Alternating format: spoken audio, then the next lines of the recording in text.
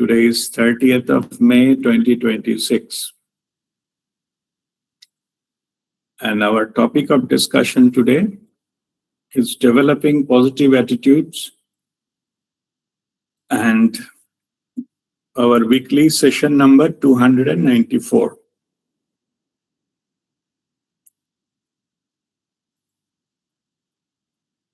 And in this discussion, we will talk about what is attitude, and initially discuss few things. Yeah, Pradam Madhu. I initially discuss about whatever the psychologists say about this, about what is attitude and attitudinal psyche, what is attitude. And then we'll go into the different aspects of positive attitudes. We feel that these attitudes have been inculcated by various masters, various spiritual seekers, to paradigm shift into their life and go towards alignment with, on their spiritual path, alignment with the divinity, alignment with the truth. And it is about it. These attitudes help them to grow and to purify themselves. So these are the attitudes. It is a choice. So, and all those attitudes which helped that many spiritual seekers and masters to evolve, we'll discuss about those things. And in this discussion, individually, there is also the fact that not all of us, our attitude has been reached to the pinnacle or, on topmost level. So that's why there is a need for developing them consciously. We have to put our effort, we have to be aware of it, and then we have to slowly progress on those areas. So that will give us, today's discussion will give us our individual self-assessment, so of where do we stand on these things. If you after today's session, when you understand that thing, all those attitudes, the positive attitudes, you can have your self-assessment of your own. No need to show to anybody, but you have to show that each and every attitude, where do you think currently you stand, say between 1 to 10 scale. So that your assessment, that is a starting point. And from there, you, based on whatever we'll discuss, you can then work upon it consciously, be aware of it. Most of the things, attitudes are gone unnoticed because we are not aware of them. We think everything is fine. That may not be the truth. When you contemplate on it, you're aware of it, then you see maybe unknowingly you're doing many things which is not into the reflecting the highest level of attitudes into those areas. So from there, the question comes how to develop it. So naturally, first how to develop those kind of attitudes, we need to first assess where do we stand. It is quite possible that we are already developed in quite a high level. That's fine, but we need to assess. Otherwise, how do we know? So this session will help you to have your self-assessment and then start working on it. Be aware of it, then start working on it. And then if your goal is to develop in that area, surely, you will find the ways to develop them and implement them. Knowing is not good enough. Yeah. It has to be implemented. Otherwise, there is no meaning. It is not a collection of information and the bookish theoretical understanding. There's no point, but only thing is when we start working, so then only we'll be able to improve ourselves. So if you take that some scale that 1 to 10 you give currently, and maybe after one month, 2 months, you sit down again and reassess and see where do you stand then. It is your own marking system, and it is not to show anyone, not to show off anyone. It is your own assessment. So that way you will improve. That this kind of things develop that area. What is possible? What is the potential? You will reach to that level. That's the goal of this. Today's the session will help you to reach there, so that with a proper understanding and awareness, you will be able to. So I'm sure there is no doubt about it. But unless until you put effort, that nothing will happen. So it is true for all aspects of our life. If we don't put effort, how do we, things will come. To know something, you need to put an effort. Even to earn something, you need to put an effort. To learn something, you need to put effort. Learn some swimming, driving, or cycling, whatever. You need to put an effort, then it will bear the results or outcome. And so that is the whole idea of giving this. However, just let me give some kind of footnote. I'm not saying these are the only attitudes. There are many, so areas, but I felt that these are the basically primary ones of the positive attitudes that all of us should have. Yeah, there are many others out there, but those are specialized category.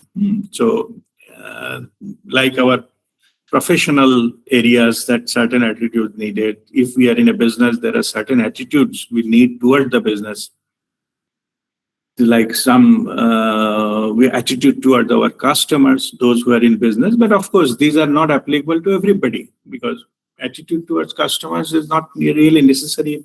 Some people are doing some, the job where they need not to face with any customer whatsoever. Yeah. So anyway, so just for understanding, so there are many attitudes that depending upon specific areas we need to. But the common ones, what I have given, it is common. It is common to lead our, fulfilling life. We need these things, these attitudes. All right. So now let us go to the points we mentioned about each and every in the announcement we mentioned. Okay. First point about what forms an attitude or attitudinal psyche. This attitudinal psyche, here I just don't want to give a spiritual explanation. I collected some, did some, searched in the net, and what forms an attitude? They call it attitudinal psyche. Means what is a psyche behind developing an attitude? I think some psychologists or psychiatrists, that is their field of study. That's how they study people and things like that. From there, I collected a few informations, and they are saying many psychologists, they use different words, but I have chosen out of those. I have just dropped the technical words and have chosen what is the easily understandable words. So what I understand, that it based on 4 pillars of that, how we develop an attitude. First thing, they're talking about feelings. How do we feel about something? That's one. We'll go into little detail. I will read that, whatever the psychologists they say about these things. Second one is emotion. How our emotion get impacted through certain things, some external stimuli, something we are receiving from outside, how it affects our emotion, maybe positive way or negative way. We can express positive emotions, we can give a negative emotions like anger and all these things as well. But how it affects, these are the one ingredients, one of the factor of which is a part of the attitudinal psyche. Third is the logic, our own logic system. The way we operate, we put our logic different, almost all areas. We are all educated intellectual human being, and to run that, the fundamental thing is logic. So whatever we do, say, and it should be logical. At least it should be logical to ourselves. Some logic should be there. So that logic, and the fourth one, the last one, is a free will or will. Will means how we choose. What is our inherent ability to choose among many? Okay. So the four things are our feelings, how we feel about something. Then second is how we emotionally react to anything outside. And our sense of logic, what kind of logic we fit into that, or what is our own logic system. And fourth is just free will, our choice, maybe out of, like feeling, emotion, logic may be same for maybe multiple people, but the outcomes are different, their attitudes are different because of their free will, their will to choose. They choose to act or react in a certain way, or their attitude towards certain things is some way just because they have a free will. It is their choice, simple. So these four things, they develop our attitudinal psyche. These are the background factors which has given up, not given up, give rise to a certain attitude, and which call it is our attitude. It is our signature attitude. Okay. So I will read whatever they have explained about it. First is that the definition of attitudinal psyche, what the psychologists they say about it. They're saying, I'm just reading here. Attitudinal psyche is a personality system which theoretizes that all individuals have a set of structure of fundamental attitudes that creates unique dispositions towards four main aspects of life. One, the four I already mentioned: feelings, emotions, logic, and will. Okay, I read it again. How they define this attitudinal psyche. Attitudinal psyche is a personality system which theorizes that all individuals have a set of structure of fundamental attitudes that creates unique dispositions towards four main aspects of life, comprising of feelings, emotions, logic, and will. Okay. Then they have given some detailed explanation of each feeling and feeling, what are the contributing factor to that, like perception, feelings, physical matter, materials, environments, like a feeling, and emotions. I'm not reading them, it's too technical. So that's why I'm reading them. Like an emotion, they say it based on the relationships, give meaning, sentimental value, and things like that. And the logic, they are saying that, like statistical categories, arriving at some verdicts, assign numerical values, create new lines of rational, judgments, purpose, true or false. These are the kind of thing that are part of the logic.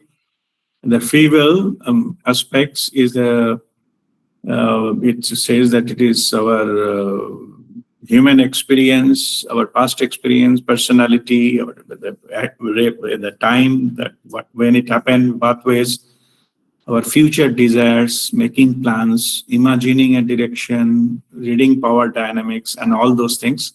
So desires and fear factors, there are many other things what we have subconsciously that reflected in our free will. That's what they are defining about that, the attitudinal psyche, how it's developed. So I don't think you have to go to all those details. So just understand that four main points, what they are saying is the feelings, emotions, logic, and free will. This determines combination, and the percentage of this determines our attitude towards anything. And we do have different attitudes toward different things, different attitude to different people, different attitude to different situations, different attitude to different systems, no, different attitude to different customs, things like that. Okay, we have a right to. And also it changes from time to time. Change part I will come little later. Yeah, just understand how it forms. All right. So then there is a that next point is about need for developing new attitudes. Okay. So to some extent, I have given that. So whatever it comes automatically, that may not be at its peak value or reached at the potential of what it can be. So we need to, as introduction I mentioned, we need to put effort to grow them. If you have some open land, so you have to take care, you have to plant proper seed, maybe some flower plants, and then you develop a garden, and you take care of that, give some kind of fertilizers or arrangements for water, and then trim them and take care of them. So that it looks like a beautiful garden. Yeah? If you don't do anything, certain plants and trees will grow there. The winds can come and fill that whole land, but it may not look good, and it is not their true potential. Yeah? What is automatically there, that may not be its highest, potential, what you can achieve. Same here. Whatever attitudes you normally have without doing anything, that may not be its highest potential. That's why I initially told that you can, to keep track, to develop that, you have some assessment done. How do you think, when after you understand all the points, you in each of areas, those attitude, you give the point, how much you have, and your system, what is ideal and what you think you are at the moment. So that is 1 to 10, and try to improve upon each of them. That is a self-development process. So why we need to develop? Because we are not at our highest potential. Many people, they complete their life without achieving the best they could have been. Yeah? That is the reality. That is the truth. So, and it is also fact that nobody is ideal. We cannot get 100% or 10 out of 10 in all the points. It's not possible. Then that kind of, it is a fictitious character. They don't exist. Yeah, all of us, we are somewhere in the middle. Something is better, something is not so good. So whichever is not so good, that means there are the areas are there to improve. Simple. Okay. So which are the areas which will give more effort depends upon which attitudes we have less. So those areas have to work more to increase or to the catch up with towards the ideal. And some of them we may be already good at, so they need less effort, because you already inherently were there. So no need to work too much on that. It's like some in the classes in the school we studied many subjects. Not that all subjects we are good or great. Some subjects maybe we call it weak. So those we give to more effort, more study hard to make up that, or maybe we need help, we need a tuition, where we need reference to ask others, or whatever help we need to improve to make sure that we are at least in a good position. So same here.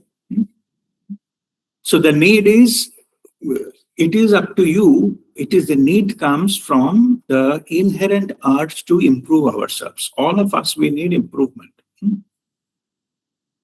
Just an effort, that is needed. And then after that, okay, it's a different issue, that not necessarily what the results we expect it will be given on a platter on our hand, may not be. But first thing, we have to do our effort, and that's the best we can do. And here it is, that is what we approach, we have to take in these cases. So there is a need because we are not at our best. And we have to put our effort, that's the best we can do. Then the results will May come immediately, or may come after some delay, or may come much later. But anyway, we are prepared. At least we have done our bit. So that is the idea. So that needs that some area.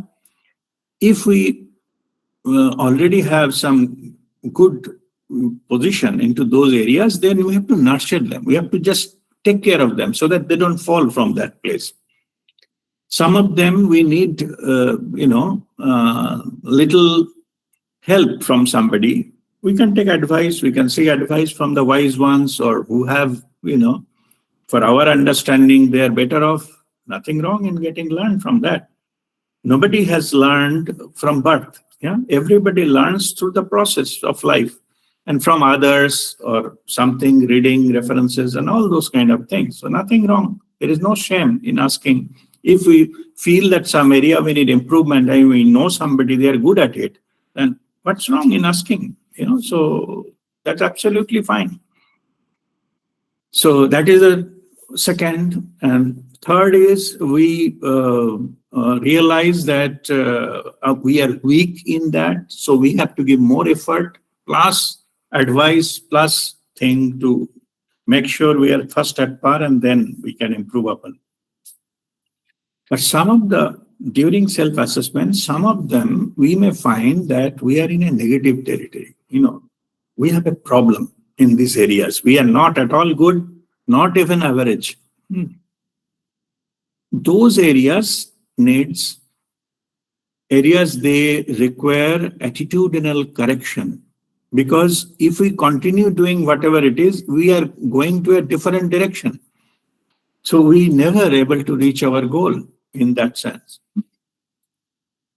It's like, suppose I have a rocket and I need to reach to the moon. So first you have to set the direction right? Then only it will, some point of time, it will reach to the moon. But if the direction is something wrong, then we will land it up nowhere.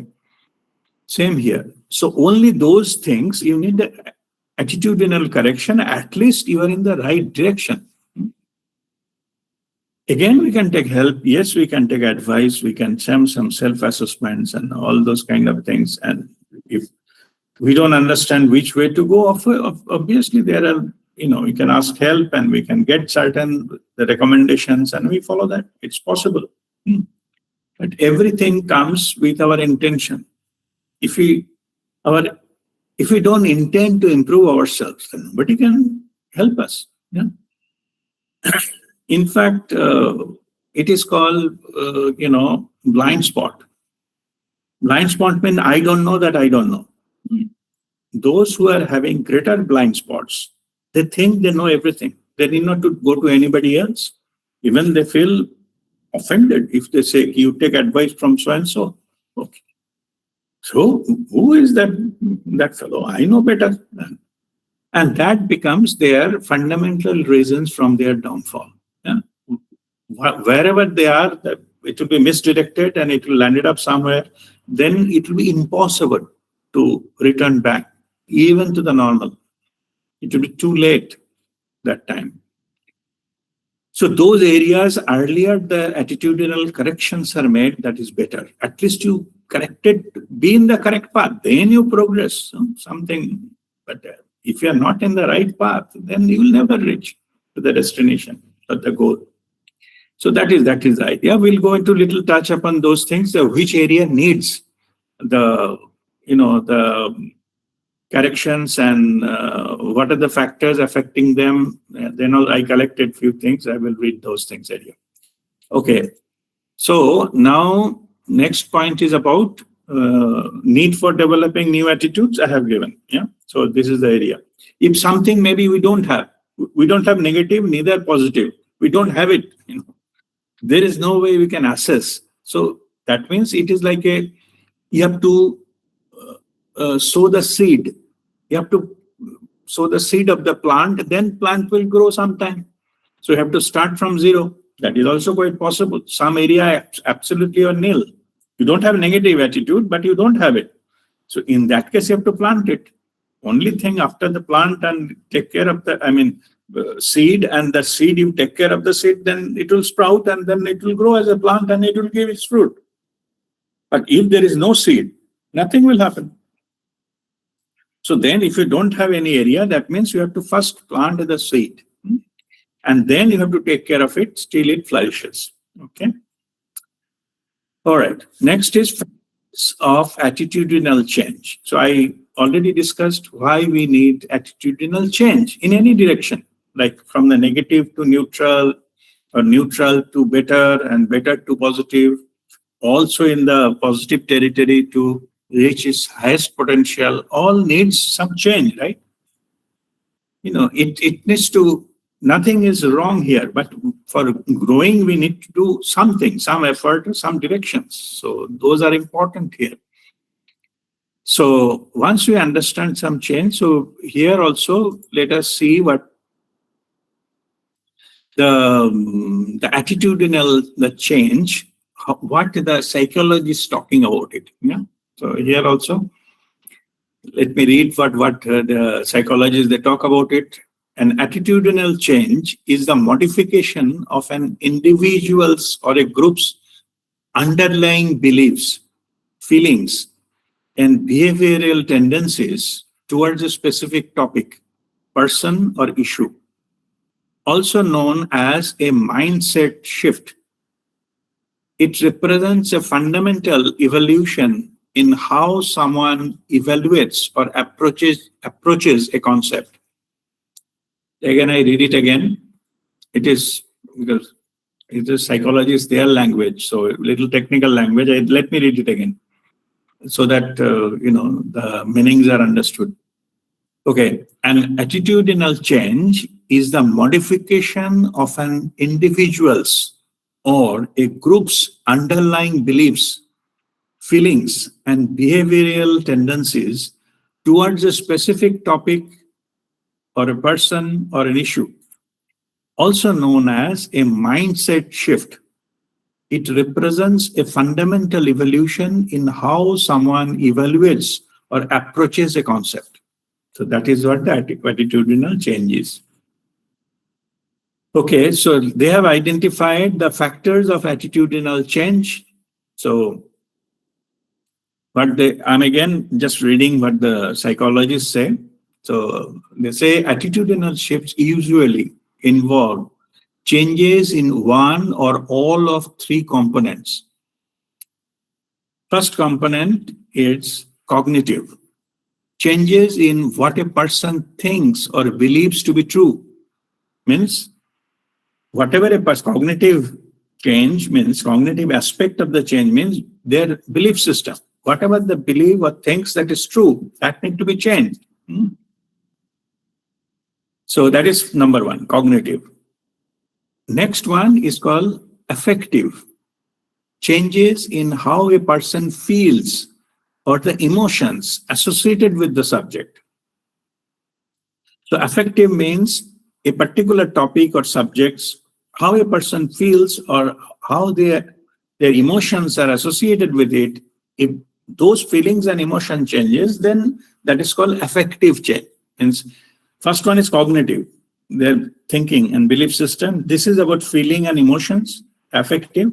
And third, they're saying that behavioral means changes in how a person acts or intends to act in response to the subject, how they basically react. So that is behavior. So if earlier reacted in some way, now based on certain aspects, they changed it. That is called behavioral change. That reaction is different. Or even it is saying not only behavior, even the intention to act. They may not be actually acted. But earlier they were thinking, I will do it this way, but later on the thinking changed, then they said, no, let me approach it this way. This is a behavioral change. Okay. So these are the factors of attitudinal change as per the psychologist. So cognitive, affective, and behavioral. So I have a fourth one I have to add from my side. There is another one that is spiritual. When our spiritual understanding shifts, our behavior automatically shifts. Our patterns automatically change. Our conditioning automatically dissolves. Some new emerges from that. They have not discussed it here, but I'm saying that there is a huge domain, of when the spirituality entered in our life, then a lot of changes happens. And those have, why I'm saying happen, because we need to do it consciously. They happens is an outcome of our spiritual growth. And fundamental driver of that growth is our own vibration, cellular vibrancy, our understanding. This, I was talking about the blind spot. The blind spot dissolves in the light of awareness. And then naturally that reflects in everything we do, the way we think, the way we approach. Anyway, so, but for them it is only 3. So that's okay. That's correct. Cognitive, affective, behavioral. That's fine. Okay. So these are about the factors of an attitudinal change. Now, as per them, so the next point is about the drivers of attitudinal correction. As per them, that why drives the attitudinal correction. So again, I will read that drivers of attitudinal change, attitudes are not permanent and are continuously shaped by experiences, which is true. Changes is typically triggered by, then they have 4 points, that what are the things the psychologists they think, or they studied and they found out that these are the main drivers of attitudinal change. What are those? First one is new information. Persuasive communication or education that presents a new perspective. So if you receive new information, you are educated yourself with more material or facts, then that can change your perception, and naturally the attitudes also changes, because you are not taking knowledgeable decisions or like informed outcome. So that is a new information impact. Second driver, they're saying attitudinal change is life experiences, direct exposure or personal events that alter how you value something. We are undergoing hundreds of experience in our life, so daily, and those experiences also shape, how we, how our perception towards something is there. So maybe we have an idea of a particular person, but when we interacted with that person, then idea changed completely. We are thinking that that person is great, but when we interacted, we were not so great. A selfish guy, whatever, but there is a change. So that experience of interaction changes my view on that. So there are life experiences. Number 2. Number 3, social influence. Others can influence our views. So which are those social influence? Peer influence, like input we get from the friends and other members of the family or our society. That influences our views. Then cultural shifts. So now we may be having some idea based on the prevailing culture, but that our cultural, maybe our, looking at our own culture, our cultural background, or we are getting influenced by the other cultures we come to know, then we look at it, our own culture, our own behavior in a different light. Those are called cultural shifts and part of the social influence. Or the desire to align with a specific group. Like we wanted to be, maybe some elite class of our society. So that our desire to be placed in that elite class can also be the driver to change our attitude. So suppose our attitude towards money was, very, very restrictive. I don't want to spend money too much onto this unnecessary things. Maybe that was our attitude based on from childhood experiences or family or whatever. But then we gone into some group, or we think they're elite class. They have exotic cars. They throw some kind of glitzy parties, or their travel destinations are hi-fi, as per our understanding. The type of clothes they wear and all, to be into that elite class, we think this was the necessary elements of that I need to inculcate within ourselves. And those are the social influence. We change our attitude towards money or positions and things like that. Those are social influences. Yeah. Okay, that the social influence is the third, and the fourth one is a cognitive dissonance. What is that? Psychological discomfort of holding conflicting beliefs and behaviors, which naturally forces the mind to adjust one or the other to find consistency. So cognitive dissonance is also the technical term by the psychologists. So they say that sometimes it is a psychological discomfort we feel, that conflicting beliefs and behaviors. So some of the things we are no longer comfortable. So now, if it is a conflicting, they create conflict within us, then some part we may let go, and we like to hold on to something, so that they don't create any kind of conflicting things, and that way that becomes a driver for that attitudinal change. Okay. So these are the four dimensions, which is the new information, then life experiences, social influence, and cognitive dissonance.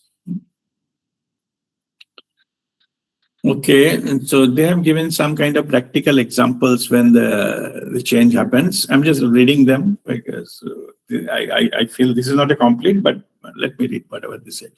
Practical examples say professional. A corporate team moving from a defensive protect mine mindset to a highly collaborative cross-departmental culture. There's a professional shift. That is a attitudinal change. Personal, an individual whose prejudiced opinions about a particular demographic evolve into empathy and support after developing close friendship with the members of that group. Personally, maybe from the childhood, maybe something they personally hate, some kind of people, some demographic things, maybe because of caste, religion, like a economic background, whatever. But when they interacted with them, it has changed, the whole perception changed, close friendship developed. So those earlier they were prejudiced about somebody, now they are empathetic towards them. So this change can happen after the develop close friendship with members of the group. Then another example they give societal, like public sentiment shift towards renewable energy following a combination of environmental education and economic incentives. So our approach towards the public sentiment to renewable energy might have changed because of we are aware of the more environmental education, or maybe just economic incentives given by the government. So we know that if we shift our towards renewable energy, then it will be profitable for us. So that also, these are the examples how the change happens in the personal, professional, personal, social area. These three examples they have given. All right, so that completes the first part of that, the topics in general, that what forms an attitude or attitudinal psyche, and the need for developing new attitudes, and factors of attitudinal change, and drivers of attitudinal corrections. So which drives them. So this is the first part into that, whatever we, during the announcing the topic, that first part is over. So now we'll go into the detail of discussion of the 9 areas of positive attitudes that we listed. We go one by one there.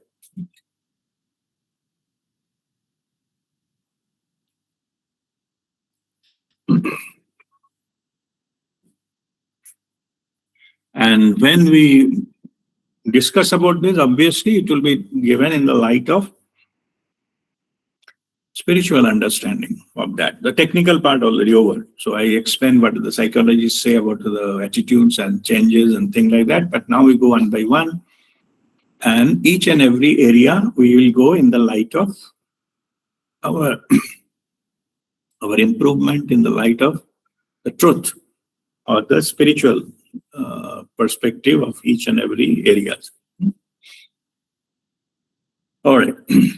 So, by the way, anyone having any questions so far we discussed before we go into those 9 areas? Anybody has anything to do with this technical stuff?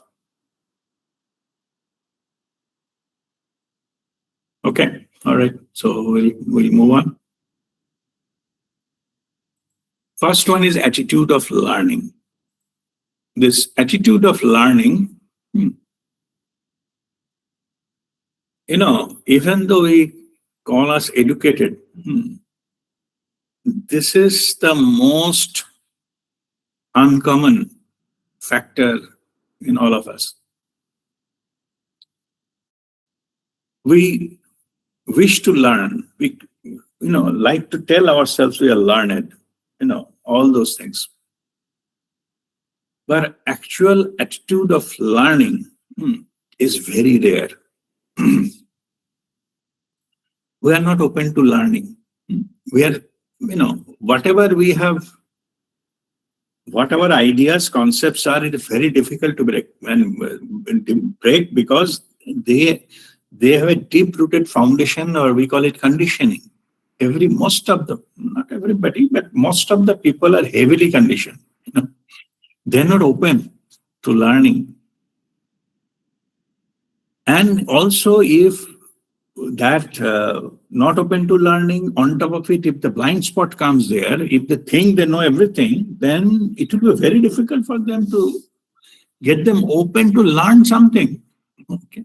Unless until they have some of the experience, the drivers for change I discussed, something happens and then they decided that no, I need to learn about it. But other than that, normally people are not open to learning. Whatever we think that we are learning, it is not, reading few things here and there, those are not learning. And learning is also, maybe we have learned theoretically many things, but when the situations comes, most of the time we think that we are not implementing them. Basically, it has not gone to that stage that our automatic response changes because of that learning.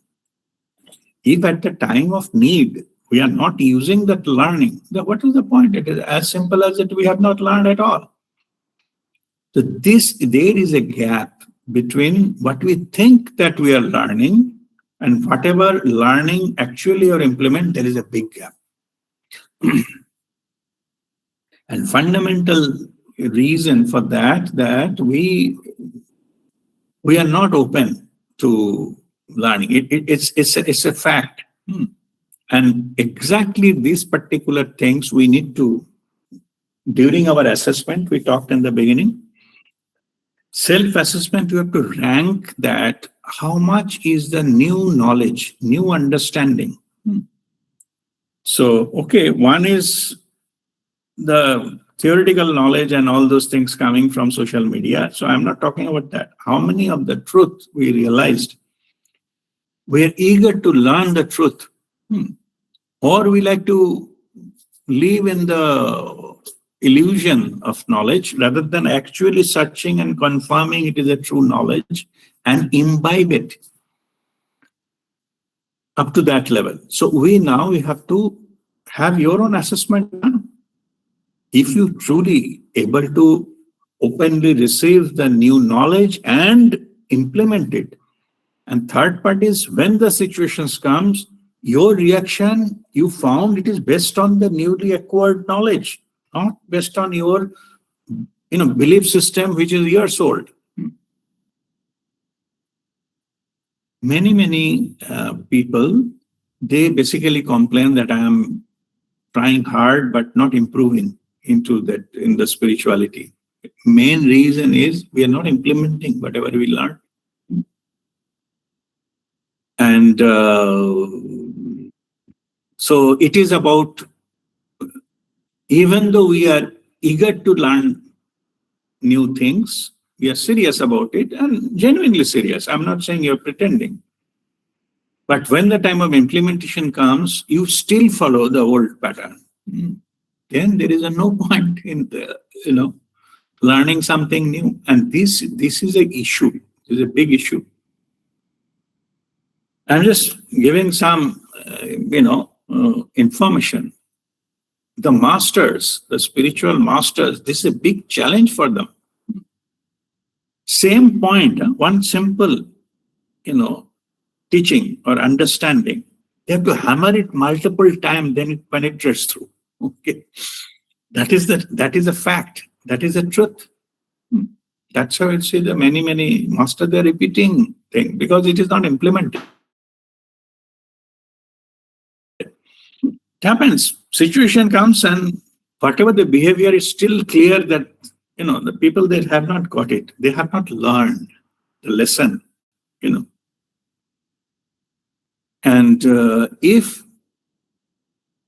someone is not learning the lesson by this advice, the wise ones, but just by knowing and implementing those, then our life will teach that lessons anyway. And those life's lessons are very tough, very painful. Initially, we discarded many things, maybe unknowingly. I'm not saying that intentionally somebody is not implementing, but unknowingly means it is not dissolved into their system. So that's why the reaction still comes from the old self, ego self. So if we keep on doing it, then eventually our life, our soul, our higher self will make us to undergo the enormous amounts of difficulty in the same lessons learn in a hard way. So it makes sense to give a proper importance and then implement it. That is the attitude of learning. So basically, you have to open for learning and imbibe them. Without imbibing, what is the point? Okay, suppose it is like you went to a very good reputed restaurant, ordered food, but you didn't take the food. You haven't eaten there. So what is the point in ordering? It may look nice, it may show your status, but you remain hungry. So in the so-called knowledge, means the truth. I'm not talking reading knowledge. I'm saying the acceptance of the truth. That knowledge, if somebody may be sharing their own truth, but if we're just listening, that can have if we can give proper importance and the value and imbibe it, things will change. It may not be overnight, but eventually, yes, it will make a huge difference. If, some of you feel that you are not growing, you are stuck or something, first thing you check that whatever you have learned, have you implemented them? If not, then put the effort there. You know the answers. It is not about knowing new things. Or some people, they're still looking for a better way or basically more glamorous way. So, because whatever they learn, it's too simple. Too simple, that's why they are not following. See? Our mind tricks us. In the name of glamour, these things. The truth is, I'm just sharing, truth is very, very simple and easy to implement.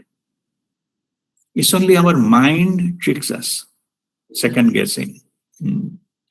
It's not glamorous enough. इससे क्या होगा? ऐसा थोड़ी होता है. ऐसे ही. So anyway, but if you do, unless until you implement, how do you see the change? And there is no claim.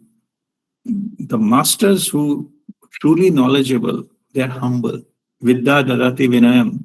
They will not claim, they will not insist. They will not force. Okay. They will simply give as a suggestion.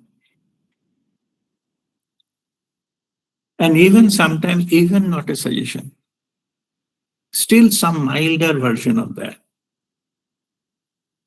Let me share what I am doing, and you can check whether that is the case.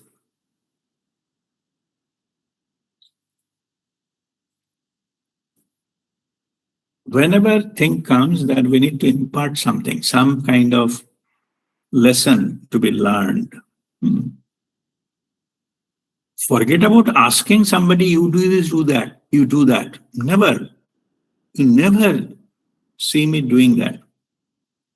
Rather, quite often, you see two things is coming from me. I'm just sharing my method, okay, how to impart this knowledge or suggestion.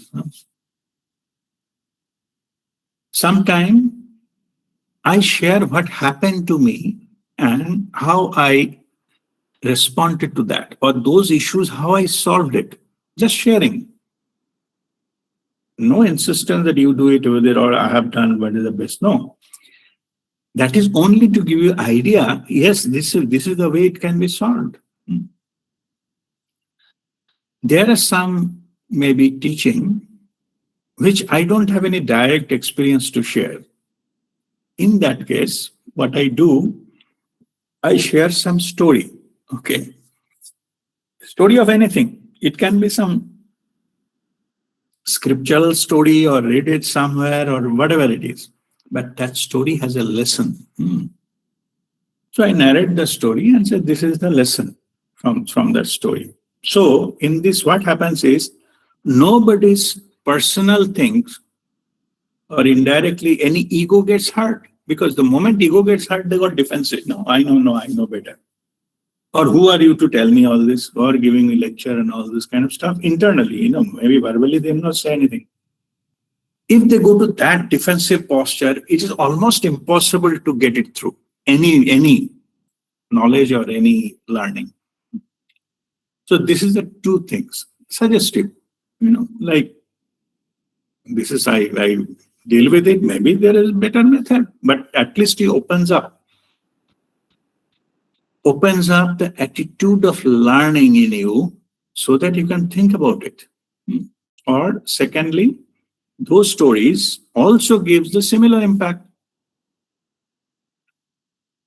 That story will help you not to learn the same lessons through hard realities of life. Without bina thukkar khake, you can learn the lesson. Simply you get it from the story. As it is a story, so you are not personally involved, so no ego is coming in between. Okay. So now you see, you are listening to me many years now, almost 6 years now. So no, not 6 years. Even 6 years is just our weekly session. Our group started in 12 September 2016. 10th year running. You are listening to me, those things. You'll never say that any point of time it has given, you do this, you do that. Yes, one-to-one session, if you're asking for some advice, I have given my personal advice. That's a different thing. But I don't, on my own, I don't, give lecture to anyone. Who am I to give these lectures to something? It is you who need to learn. And it is also a fact that whatever the truth you are learning, it is not the first time you are hearing. I'm absolutely sure. You read it somewhere, some other master told, or childhood somebody told you. Absolutely nothing. The truth is the same.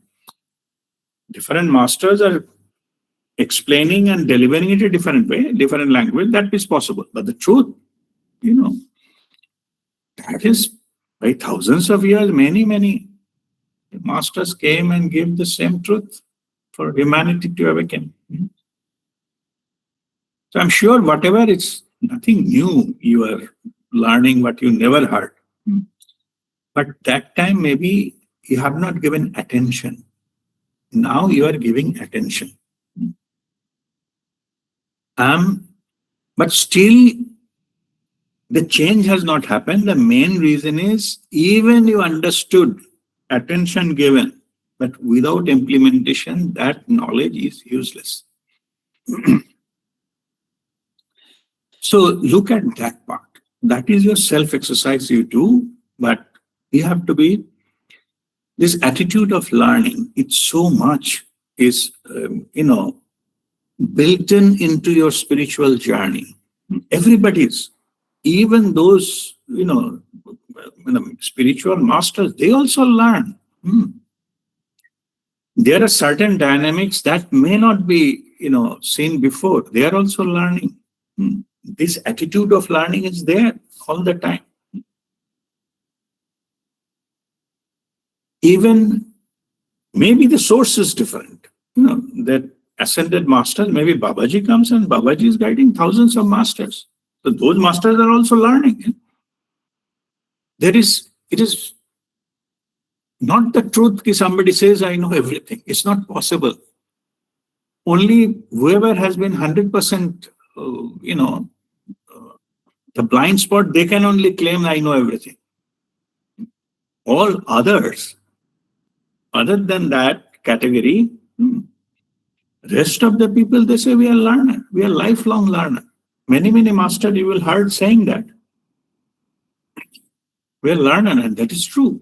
Their learning attitude is open. Attitude of learning. All the time they are learning. Okay. And only difference with masters is whatever they are learning at a given point of time, they are also pass it on. So the others also get benefit from that. That's all. Anyway, so I hope you got this attitude of learning. It is a lifelong thing. It's a never-ending thing.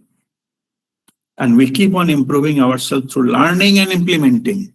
Okay, not learning is no. First is the knowing. We don't know that it exists. Then we are in the blind spot category. Then we have to, from there, not knowing, we come to the level that we are willing to learn.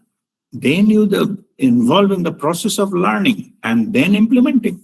Then you will get the benefit of that. Only then when we have gone through the whole process, then the new knowledge will come to us. Otherwise, it will not come. We didn't deal with our old knowledge previously. Why that new one will come? So that is the thing. So you have to keep the space so that it can flow through you.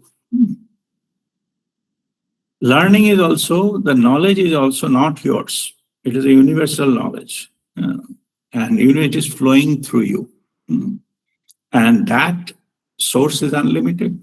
So only you have to make worthy of learning so that it will flow through you. Okay. All right. So next point is about attitude of positivity.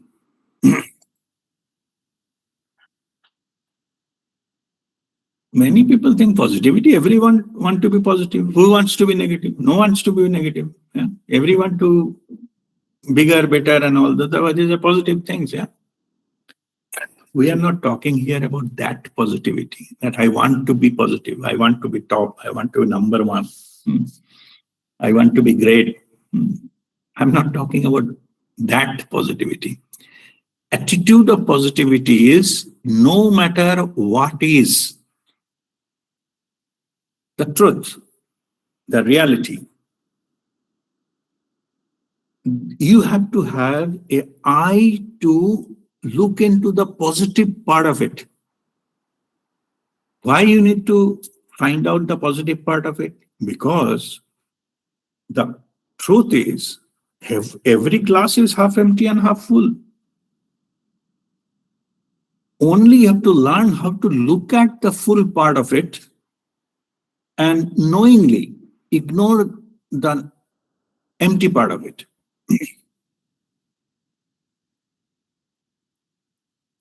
I think there are some saying that, our thoughts, somebody, I think they asked some master that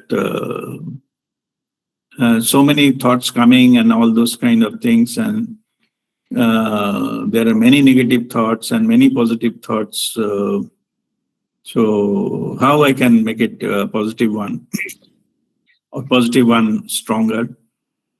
Then Master said there are two wolves in your mind. One in positive, one in negative. The one you feed more, that will prosper, that will grow, that will be powerful. So the simple understanding is, if you encourage negative thoughts, feed to it. It will come, both. It's like a coin, head and tail, both will come. But the one you feed more, that will prosper. That is the general principle. You are harboring negative thoughts, you are encouraging them. You are saying, oh, that, I have to, that I'll teach that person a lesson, and how dare he tell me this, that, and all those things. Dekh lunga and all those kind of things. How do you think that your mind will be developing in the positive direction, and you will reach the serenity, calm, and tranquility in your mind by all those kind of things? It's not impossible, because you are encouraging those thoughts. You have a choice, you have a free will, and thought is one of the element of the free will. Thoughts, words, and actions. Currently, what I'm thinking, what I'm doing, what I'm saying. Thoughts, if I give encourage to those negative thoughts, whether knowingly, unknowingly, it doesn't matter. If it is your pattern, it will keep generating negative thoughts more, because it is your pattern. Only the light of awareness, that kind of thing can change.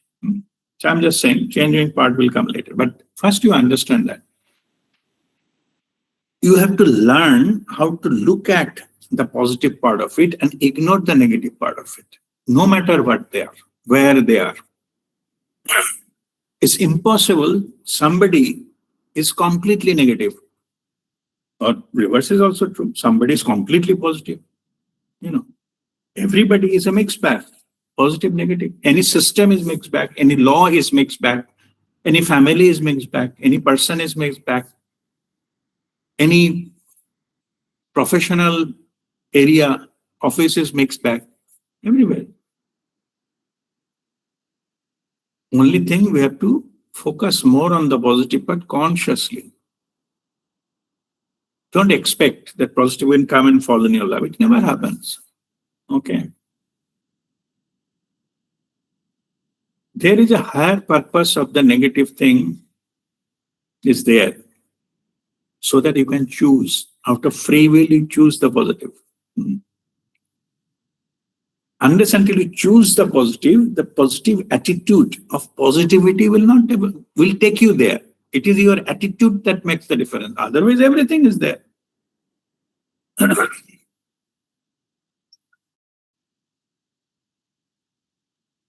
Then fundamentally, the smart people, they ask me if all of us we need to find out the positive, then why the creator has developed negativity? Okay. Who created negativity? Same creator. Okay. Who created positivity?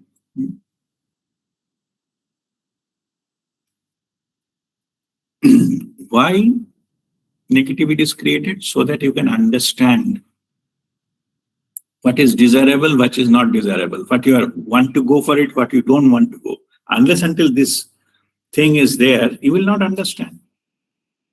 Day and night happens, that's why you value the daytime. Certain things we can do it, the light is there, you can go, and all those kind of things, they're there. And nighttime maximum we sleep so that we can avoid that, minimize that things. So there, unless until there are opposites, polar opposites, we don't get the preferred one. It loses its value. So far as creating the positive attitude of positivity is concerned, let me share one story, okay, so that you can understand. There is a sculpture. The sculpture and there is a stone and like a beautiful, the statue, beautiful statue came out of that. It's a great sculpture. So then people appreciated him that, oh, you created that sculpture and all those kind of things. What a great artist you are. Sculpture. You are, sorry.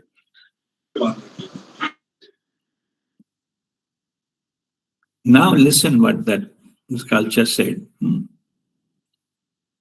Sculpture says, I have not created this beautiful statue. It was already there inside that stone, maybe the life-size stone. Only the unwanted part, I chipped them off, which is not necessary. We chip them off so that particular statue is emerging out of it. I have not created it. I just unnecessary things I dropped off. I throw them out. This particular person is following the attitude of positivity. Same here. To make anything to shape beautiful in our life, the unnecessary things we have to let go. We cannot concentrate on that. We need to value them. You have to, in earliest possibility, you chip them off, throw them out, so that the beauty evolves from that. So before that, the same stone has a potential of getting beautiful. But this approach, attitude of positivity, makes it the beauty to come out of it by rejecting what is not necessary. Basically, the negative part of it. Understood this story? This story is also use it to understand why the negativity has been created by the creator. Everything, the universe, energetically was like that stone. Now, when the humanity was developed out of that pure love, that love and light and all those things, so initially it is all neutral, like a lump of a stone. So create that, give it a particular shape, particular characteristic. Understand it energetically here. It's not always physical here. Give it a particular characteristics. From the neutral thing, they have to remove, chip off some unnecessary things. So then the humanity is created. Whole universe has been created. During the process, whatever has been chipped off, those becomes negativity. Those becomes the other part, which is not required during the creation, but they remain as the negativity. So we, as a part of the creation, we need to look at, we have to have the attitude of positivity to look at the creation, not what has been discarded in the process of creation.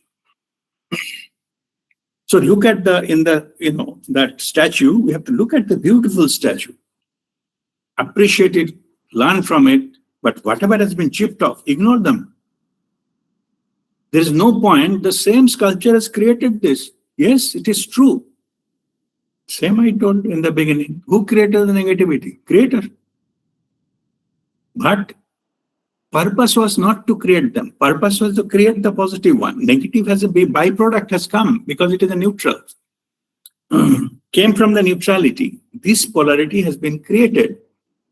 And because that negativity has been removed, that's why positivity evolved. Otherwise, it was not possible to evolve this positivity.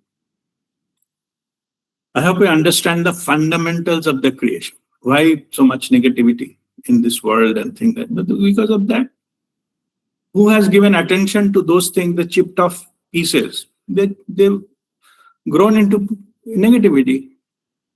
And those has been appreciating, at least try to understand that actual purpose, the true creation. In search of the truth, in search of the excellence, they got it into the positive domain. So to look at that, you need to search for that. And that element in you, which is searching for that, is called the attitude of positivity.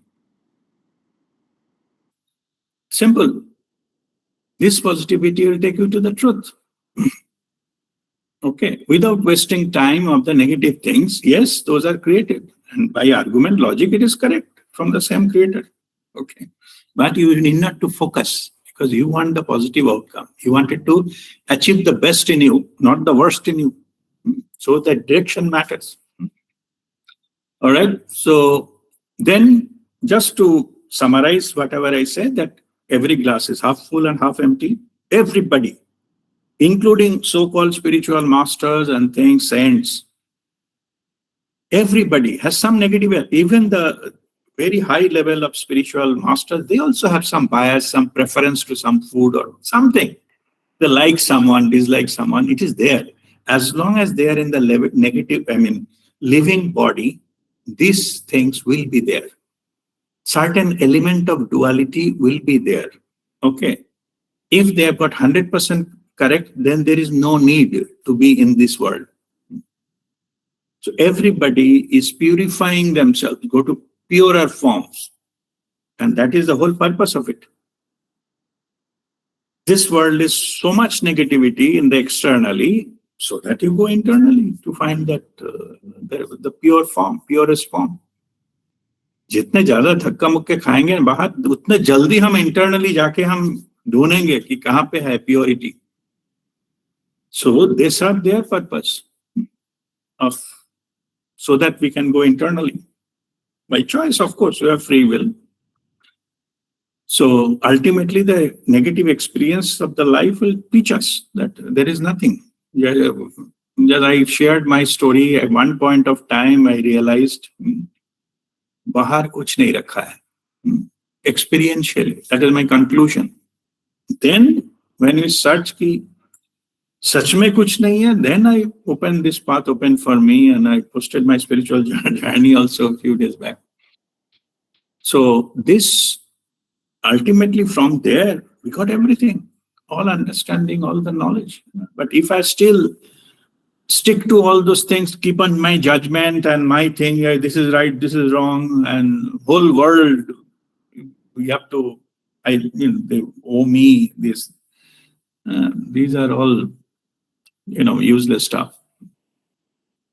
So there was a saying, earlier I was smart, I wanted to change the world. And now I'm wise, I want to change myself only. World will remain whatever it is. Every purpose is understood. Everything is understood. World is so perfect. Our earlier experience, just the opposite. But when you learn the purpose, it's so perfect. So everything has a reason, purpose, and all those kind of things. Yeah. So only thing that purpose is not understood at that point of time. That's all. It's a misunderstanding we have. So that's why it didn't get to the logic of it. It's okay. There are higher logic, common logic. Maybe we have applied to something that common logic doesn't apply there. Normally, I give it like road traffic rule. You cannot apply to air traffic rule. It's not possible. Yeah. So to understand how aeroplane flies, where it stops, where it doesn't stop, what rule it follows, you have to learn air traffic rule. Knowing road traffic, you cannot be expert in air traffic. As simple as that. If something felt absurd and everything means that I have not learned those laws. Okay, we need to know the laws and then it will make sense. All right. So next, attitude of acceptance. Attitude of acceptance.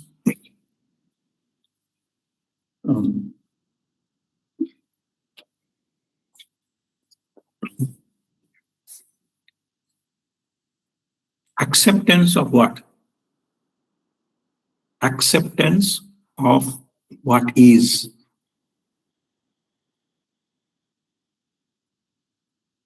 Most of the issues we face in our life because of two things. We cannot accept something as it is, or we have an expectation that external world didn't match with my expectation. In both cases, some negativity developed. We got emotional, we got angry, we got frustrated and whatnot. We get affected. so much injustice in the world, why God is punishing me, what wrong I have done, that poor me syndrome. But anyway, all those things we develop. Yeah. See, it is, the serenity prayer. Earlier we said that I learned it in Alcoholic Anonymous initially. Serenity prayer says that God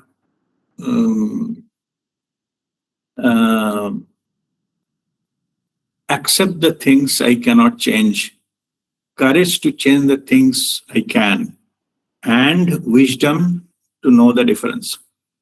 Something like that. That means, first part is accept the things I cannot change. That means you see whether that particular thing you can change or not. If not, then it is none of your business. You just accept it. I cannot make sun to rise from the west because I purchased a flat, it is west direction, I want to see a sunrise. Sun will not change it. You cannot change it. You better accept that you enjoy the sunset, not the sunrise. It makes sense. I'm giving something very obvious story, but similar approach we do. We like somebody behave that way, or we say something, or I have done so many things, people should appreciate me. These are expectations. Who cares whatever you've done? Everybody is busy with their own lives and things like that. But this expectation didn't make, so I feel negative. But if I accept, yes, people are like that. Yeah. Okay. People are selfish, let it be. Yes, they are. Accept. I have done so many things, but still I'm not rich. Others are rich. They are, enjoying their life. Yes, they are enjoying their life. Yes. I'm not that rich. Yes, accept. And spiritually speaking, I have not written it in my destiny to enjoy that kind of money. That's a spiritual understanding. But before you go there, you say, yes, I'm not that rich. Accept. Finish. When you accept something, I'm sharing some fundamental lesson. When you accept something, it loses its power to control you. I repeat, when you accept something, it loses its power to control you. Whether it is external factor, some concept, some injustice, as so-called your version, anything. So I suppose there is some argument is happening. You let the other party win. You accept their viewpoint. Yeah, okay. You don't have to believe anything. Just accept. There is no argument. So-called opponent loses its interest to prolong that debate or prolong that argument. Yes, you are right. Finish. Acceptance. Yeah, accept your viewpoint. Yes. You need not to change your belief system. Just accept. Yes, you have a point. Yes, you are right. But our ego doesn't want that. Ego keeps on dragging these kind of things. But anyway, if you can accept, then it loses its power on you. You can place yourself very neutral position just simply by accepting it. That is the first line of the serenity prayer. Accept the things you cannot change. Second part, it says, courage to change the things you can. There are something you can change. I have, in these two lines, I have done a lot of research, effort, thinking and all. Long time back when I was doing this, the AA meetings and things like that, these lines I was really focusing on. Accept the things you cannot change, it is easy to understand. But courage to change the things I can. From there, we try to find out what are the things I can change. Can I change the world? Can I change the country? Okay, can I change the society? Can I change my family members? I mean, nobody. Finally, I come to conclusion, I cannot change anybody except one. Except that exception is me, myself. I can only change myself. That's all. That starts and ends there. Anything outside me, I have no control, I cannot change. Yes, I can force them to do certain things, but the moment force is gone, then, gone against it, or they become my enemy, Basically, finally, there is no effect, no result. So that means if I'm the only one what I can change, then the second line says, courage to change the things I can. So to change myself, I need to have that courage so that the area which is not so good need to be changed. So that I focus on that area to change it. So that my effort will be internal, my own changing. That's what the other saying says, that when I was smart, I wanted to change the world. Now I'm wise, I wanted to change myself. This particular aspect has a spiritual meaning. What spiritual meaning? So-called our life is not that what is happening around me. The world was there thousands of years, millions of years. It will be there more thousands and millions of years. I'm temporary. Who am I to take the responsibility of the world and the society? I'm just a temporary visitor. Just visit and go. Honorably. Anyway, these things, that whatever my experience is my life, whatever I call it is my life, basically how I perceive things outside me, that is my life. If I'm thinking that I'm unfairly treated, people abused me and people shouted at me, I have been cheated by many things, I didn't get any help from anyone, the government systems are not proper. Complain, complain, and complain. I have thousands of complaints against everything around me. They may be true, but thing is, it is not about that. Means my mind is already engaged in those things, and that will be my life. Life is full of complaints and negativity. That's how I look at life. Now, in this, when we talked about changing myself, okay, courage to change the things I can, which is my internal. If somehow, if I can change my mindset, the way I look at things, accept the things I cannot change, finish. I will never complain about that because I cannot change. What do I do with it? I complain lifelong, still they will not be changed. So what's the point? So just change the way I look at things. My nazariya ko change kiya with this kind of attitude of positivity. I change how I look at it. My life will change because now I look at it different way. Earlier I mentioned that my life is the way I look at the external world. So now I change my look. Okay. Then my world changes. I see everywhere the glass is half full. Earlier it was empty and complaining why it's not full. Now there is nothing. They remain wherever they are. I will come and go. But during this time, I change my attitude towards life. Now I accept things. And I change myself, courage to change myself, to look at it in a different way. With full acceptance of what is. So I have no complaint. Whatever change I could have done, I have done it for myself because that's the only thing I can change. In the Serenity Prayer, the third line says, and wisdom to know the difference. When you understand what you cannot change, it will never be changed.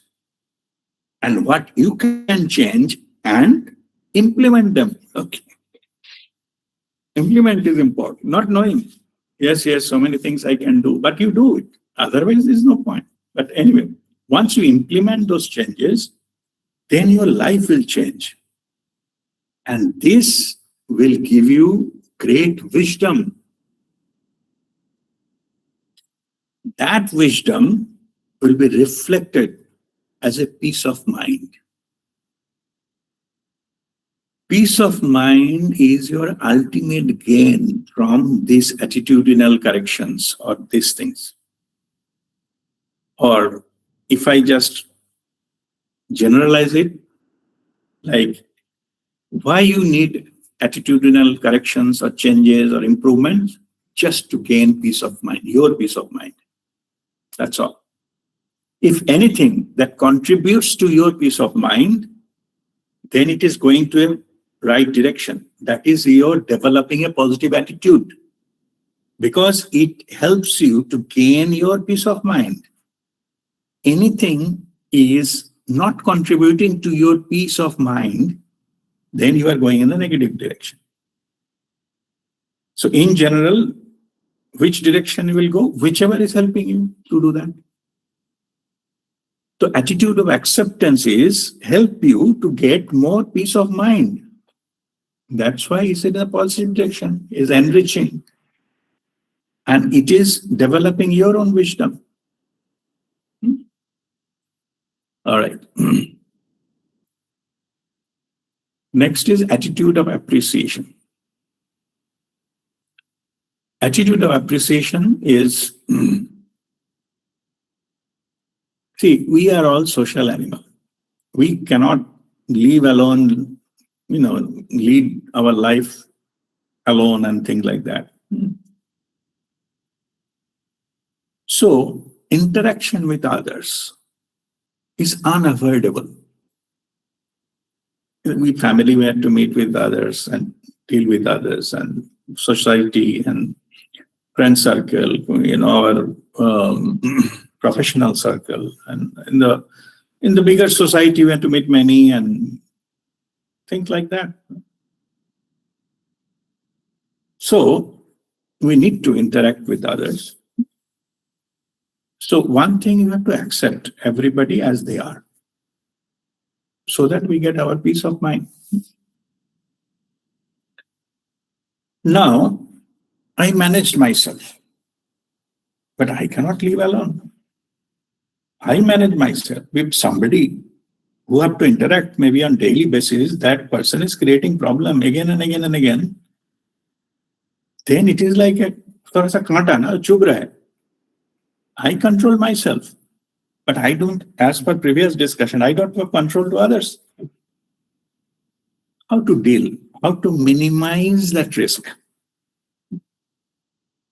Or if you understand that technical way, it is a machinery. Interaction is a machinery. A lot of gears are rotating and pistons moving and things like mechanical equipment. Like a car, it needs little bit of grease or lubricant so that movements वो ज़्यादा आवाज नहीं कर रहा है, ज़्यादा cut नहीं कर रहा है, थोड़ा सा smooth run कर रहा है. That lubricant of life is appreciation. So you cannot choose to reject everyone, and people are the way they are. But how you make sure those interactions, the time you spend with them, is at least peaceful, because you need to maintain your peace of mind. They are not creating problems for you. The best medicine is appreciation. That is why the learning, Guruji, Dr. Premji Nirmal, his teaching, appreciate all, criticize none, walk your path, be Jivan Mukta. Okay? This is Guruji's teaching. Simple. It's not a complicated one. Simple. After realizing it, I have implemented it in my life and I have got the results. When I started doing that, I stopped creating enemies. Maybe somebody still don't like me. It's okay. I'm not in a popularity contest to be, favorite of everybody. No, I'm not expecting that. But whatever our interaction with others, at least they didn't spoil.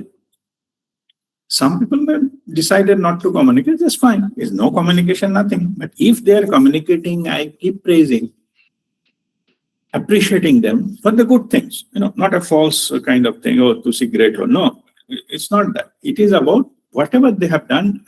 First, have to find out what are the things that person has done good. It may not be to me, maybe somebody else. And I said, you see that you have done, it's really appreciable what you have done. To that work or to that other person or to in your life, they have implemented something which is appreciable. So you have to appreciate and knowingly not to criticize. So if it's only, that appreciation, everybody loves appreciation. Whether their ego has been boosted of all that, that's none of my business. I'm appreciating because that is my attitude. Attitude of appreciation. To appreciate also first have to find out what need to be appreciated. So that means I'm looking for something in another person while interacting, that what I can appreciate about that person.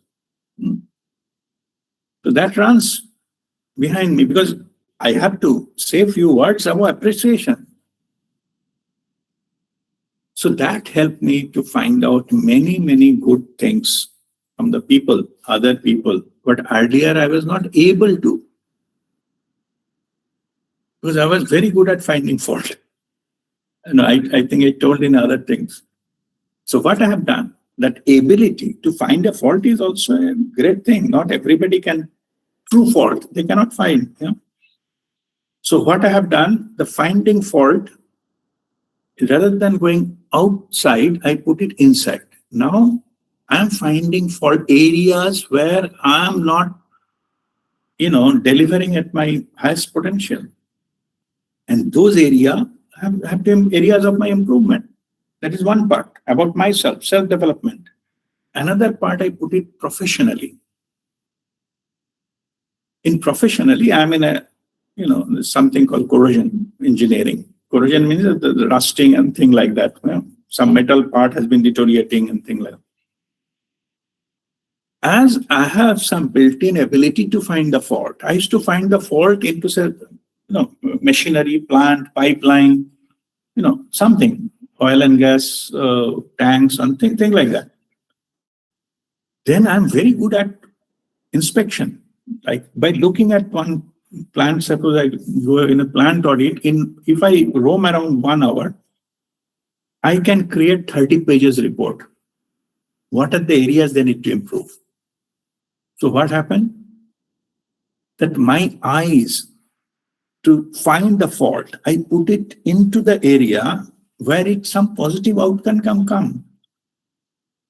That particular who are running the plant or pipeline or something, it is helping them to, to repair or, do something corrective measures to those, rather than misutilizing them to different people and criticizing them. All the qualities, they can be used in different ways. Only thing we have to find out how to constructively use them. This is also an ability. Suppose you can, if you find some so-called fault in everything, maybe if you're very good at it, I'm not saying engineering is my profession, somebody maybe in the arts and culture, they can be art critic, they can be a movie critic, find out what are the logical discrepancies and all, they can be very good. They can publish article in the newspapers and blogs and all those things. People will see it. They got appreciated because of that. But anyway, so this is about the appreciation.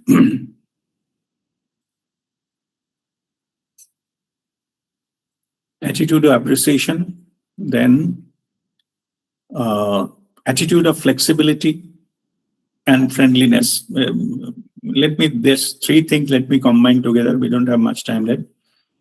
Attitude of flexibility is like a, you need to be fluid. They say, don't be like a solid, like a rock. You just fluid like a water. So whichever space, go there, you be into that shape. Like say, a bowl, you become a shape of the bowl.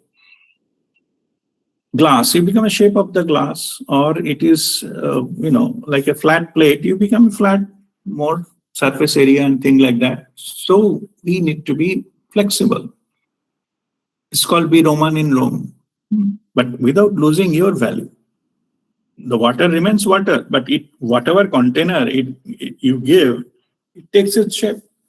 So that is a attitude of flexibility. Next is attitude of friendliness. Okay, that is same as you have to see everybody has their own frequency. I call it bandwidth. Everybody talks, thinks. Then you can understand. Some people call it level. Yes, bandwidth. I call it a bandwidth. So to make friendly with someone means to avoid the conflict. You need to be friendly with someone. You have to come to their bandwidth and communicate accordingly. Anything, whether you are higher or lower vibrations or lower bandwidth, they will not understand you. And that misunderstanding will be created. If you are going from the higher level, it looks like they will not understand you and they will misjudge you. And if you go lower than that, they will not give value to you. They will not like you to communicate with you because they think you are too low for them. So that you have to come to adjust your bandwidth so that you can fit into their bandwidth and then the friendship can develop. You have to do it consciously so that you develop the relationship, friendship with the other party. And it is also one of the things, that lubricant you need in life to become a smooth operator in life. It's nothing wrong. Just only thing, you don't have any self-interest. Only interested to maintain a good relation with other party. And that friendship can develop only you can adjust your bandwidth based on what the others are giving. That's all. You need not to be high-handed and give them lecture, and nobody likes that. Okay. And if it's too low, then you will be ignored. They will not feel worth giving you any attention or communication. Both are ruining that possibility. Friendship, equal level, best thing. But to be equal, you have to adjust to come there. And so that the friendship can develop. And same with the, next is the nurturing. Attitude of nurturing is basically those who are not as powerful, as knowledgeable, as evolved, as blessed like you, how you deal with them. There can be different approaches. If you deal like a boss, you know better and upmanship, then it will be a disastrous consequences ultimately. So those are basically under you. Then you have to nurture them. Okay. So basically you say that when they are below you, you have to nurture them. Then when they come to the level of you are or near you are, then you have to develop friendship with them. As for example, suppose your children, when they're too small, you have to take care of them, nurture them. And when they become adult, develop a friendship with them. That is the best possible combination possible. Yeah, it will be like multiplying your experiences of life. So those are called nurturing. It is also true for the seed I planted, and you have to nurture it till it becomes a tree, right? Before that, you have to put that. If they're just sprouted, you have to put some kind of fencing so that animal doesn't come and eat them and things like that. This is called nurturing. You have to put water every day, things like that. So you have to take care of that so that when they are weak or they have not developed into their full strength, you give the support, your support to them. This is called attitude of nurturing.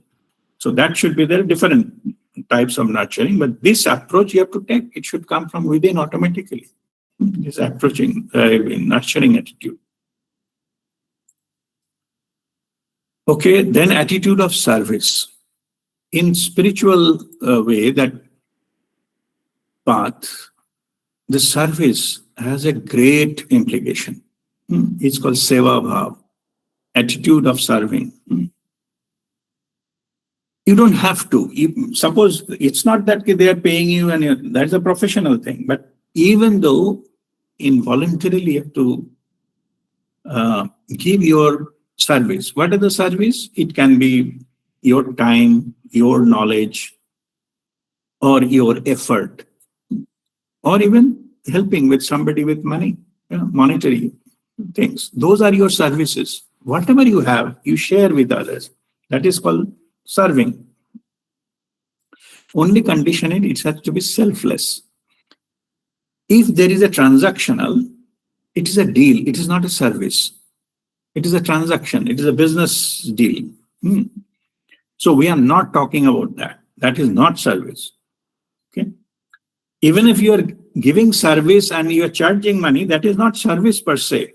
That is a professional service. We are not talking about professional service. We call it voluntary service.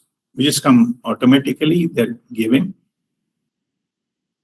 So the spiritual reason why service is so much important, because if you voluntarily give, more will come to you. You will be empowered by the source. It will come to you, but your attitude of serving can take you there, in a higher level of the spiritual domain. But selfishness is go to the other side. Somebody is selfish cannot be spiritually evolved. Not possible. So first you come to the neutrality, and from there you give free service or attitude of service at least. And these kind of things will take you in the higher level, so that once you give, obviously you cannot give what you don't have. So the fallacy is, unless until you give, does not energetically creating that space where you can get more. So giving is a way to get more in that sense. And it is the truth. It is how it goes, like a river. The water is flowing. That's why new water is coming, and keep feeding the river. But if it is blocked, you said there is no guarantee I will get water tomorrow or not. Then water will be blocked. It will lose its flow. Maybe some part will overflow and it will create all nuisance, but the river will lose its importance. Same here. So you have to be the surface, energetically, it is be in the flow, in the divine flow. And the last one is the best one, is attitude of gratitude. This attitude of gratitude is the ultimate key of the spiritually elevated level. It is called gratitude invites grace. This gratitude, when you observe the grateful of what? Grateful of everything, what you are getting. I'm getting free air to breathe. I'm grateful. I'm getting an opportunity to work. I'm able to get up today morning. Maybe last night, 10,000 people, they lost their life. They're no longer alive. I am alive. Yeah, there is 100 reason to be grateful. Only thing, I have to eyes to see them. But now I'm talking about something more higher in understanding. Attitude of gratitude. If we follow that, it is in the physical body. That is, there's a key to holding the highest level of vibration possible in the physical body. Grateful to whom or doesn't matter. Grateful to anyone or God of your choice, your liking. Some deity, some nature, sun, moon, somebody else, your society, or anyone, doesn't matter. But this attitude of gratitude, when you are in it, again, it is not about saying that I am grateful, though. It's not about that. It is about actually feeling you are truly grateful. That gives your cellular vibrancy PVF very high level you can maintain. Whatever, I'm going to one step further. Whatever you do spiritual practices, your vibration raises for sure during Kriya and meditation. Those who observe the attitude of gratitude, they can hold it much longer, that vibration. Those who do not, then it evaporates also very fast. So that is the key to hold the vibration at the higher level. When you hold that vibration, everything in your life. So that is the key. So final thing is to be in the attitude of gratitude. So with this, we'll conclude today's session. And if you have any question, you can ask me. And let me save the attendance.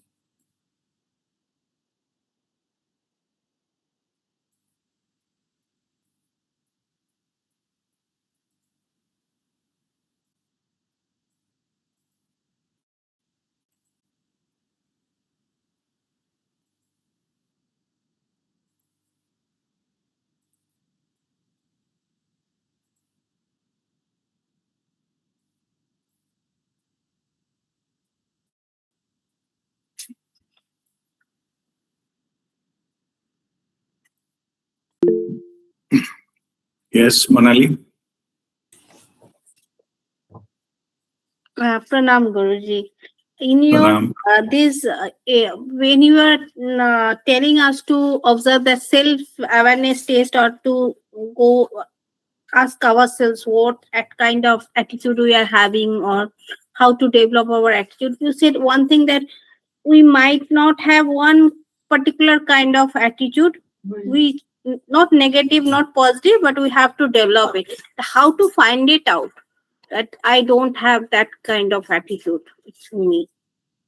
Yeah, good question. I have given list of 9 here. Yes. Yes. You take a printout and write it down on a piece of paper. Okay, and given the 0 to 10 in each, not 0, 1 to 10, each point, and then you contemplate that whether you have it. Now I explain all of them. Okay, so that is your assessment. Some place, if you find it is coming near 1 and 2, that means that area we need a lot of things. You don't have it right now. As I mentioned, from birth, nobody comes with all these attributes. They develop over the courses of life and ultimately the spiritual journey. Nothing wrong in having low in some area, but that is how you find out.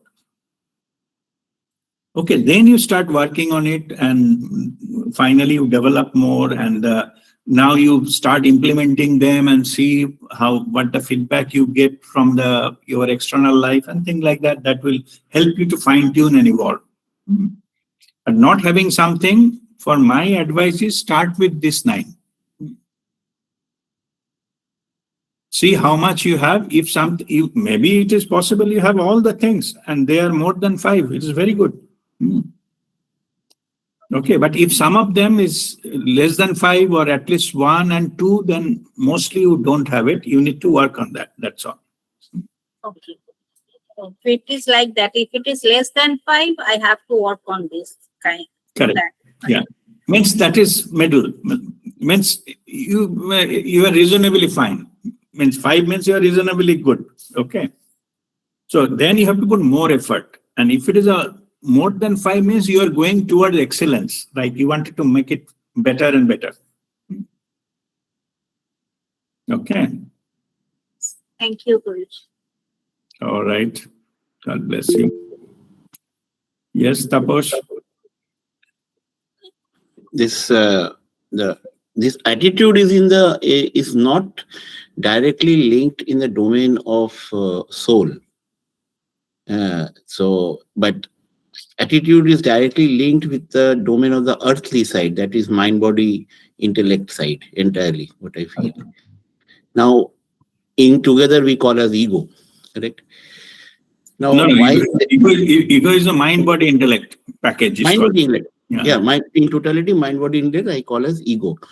So, while working on a positive attitude, are we working on the ego and trying to make it positive, which is always negative, actually, ego?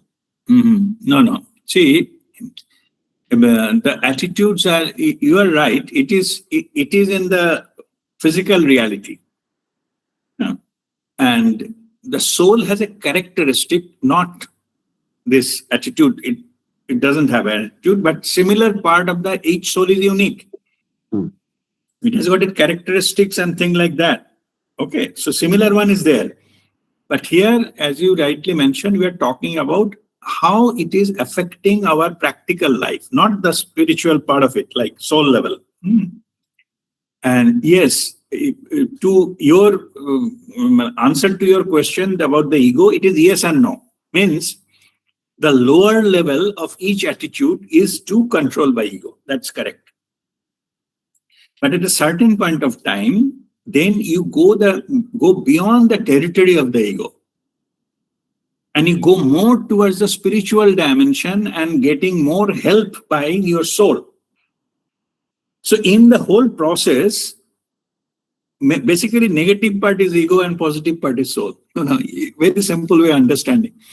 So it does start with the ego, but all along it is ego? No. At one point of time, ego gets dropped. Means ego lost its relevance.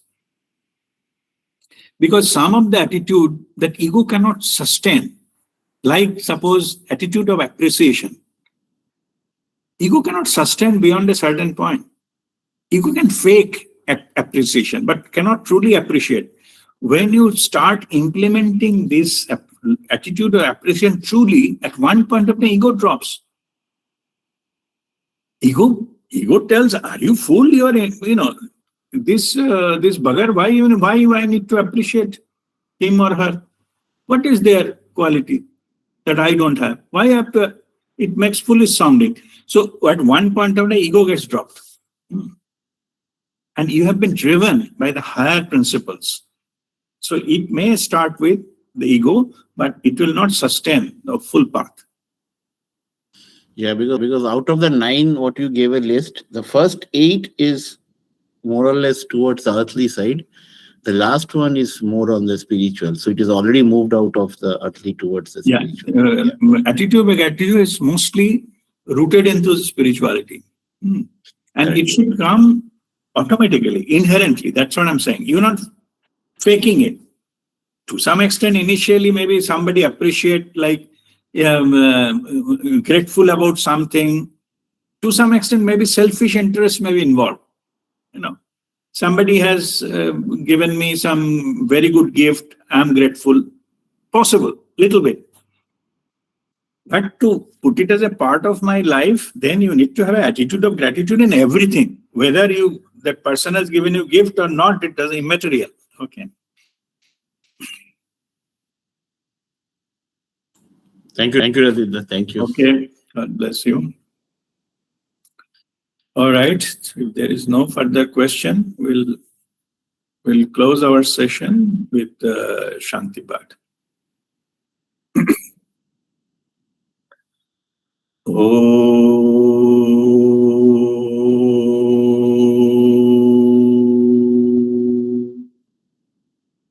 Sarvesham swastir bhavatu Sarvesham Shantirvavatu. Sarvesham Purnam Bhavatu. Sarvesham Mangalam Bhavatu.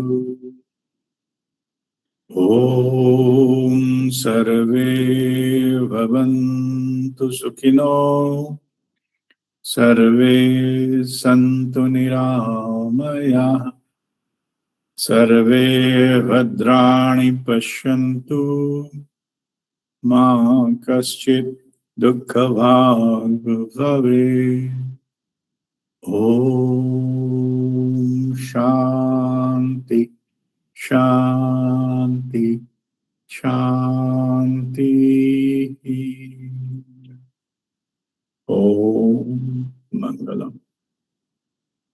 That completes our session today.